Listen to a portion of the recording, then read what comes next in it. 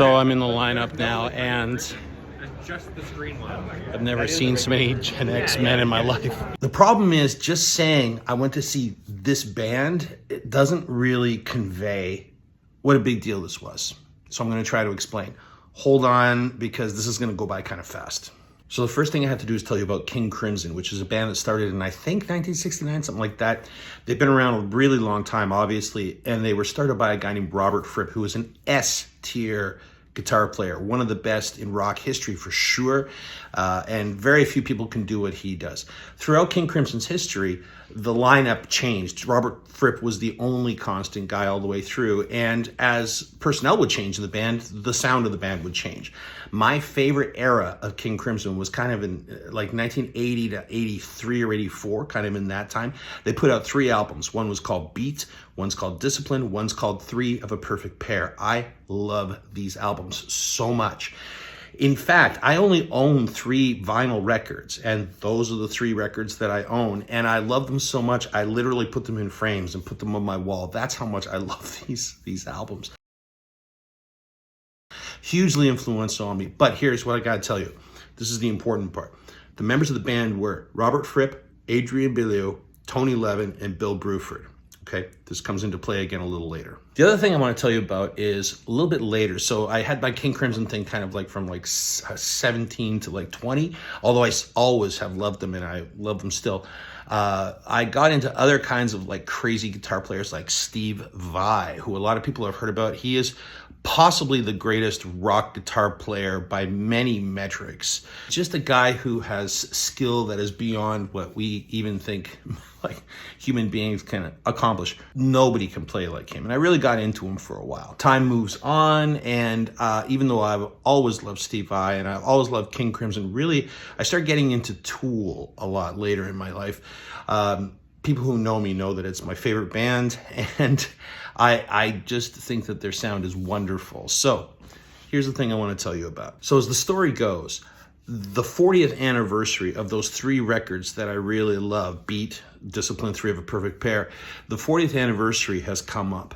And Adrian Belew, who was one of the members of King Crimson at the time, went to Robert Fripp, who is the founding member and sort of the band leader of King Crimson, and said, hey, it's the 40th anniversary. Do you guys want to go out on the road and do like a celebratory tour?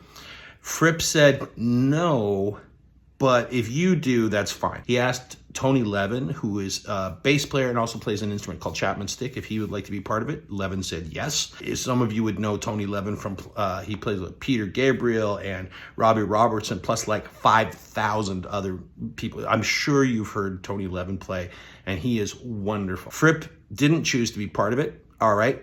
Belew went to Bill Bruford, who was the drummer. Bruford also declined to be part of it, just basically saying he didn't want to watch his luggage going around a carousel at an airport for the rest of his life.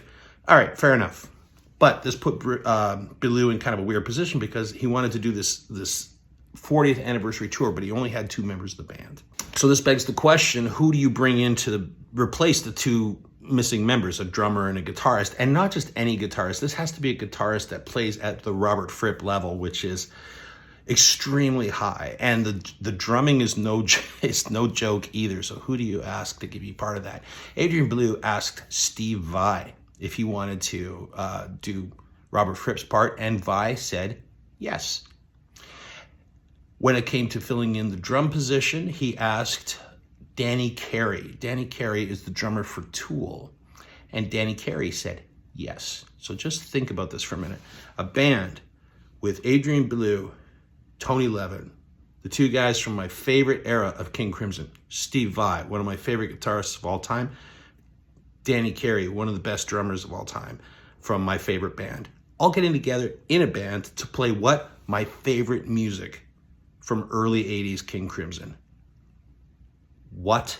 So for whatever reason, they decided to call the band Beat, and they went on a tour. And this has been like a sold out all over God's green earth tour, which they deserve, because I saw them at Massey Hall.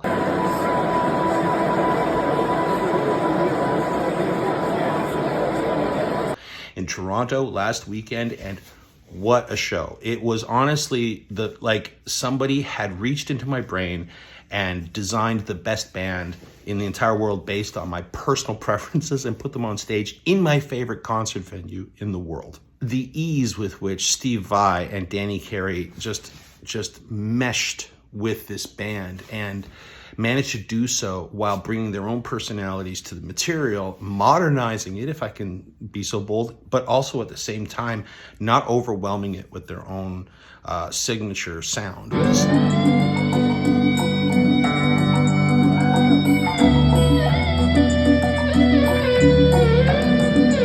Was masterful. In a lot of ways, that was the thing that impressed me most, is they made it work without anybody sort of turning it into their own personal way to show off, which was spectacular.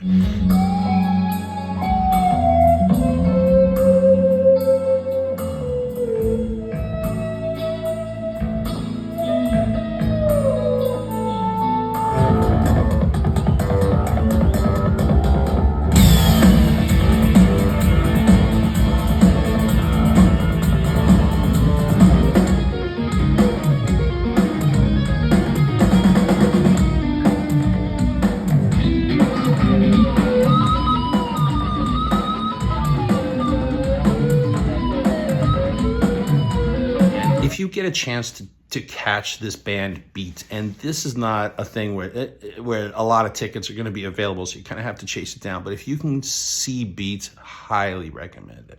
Come back, you see my return, my returning face is smiling, smile of a way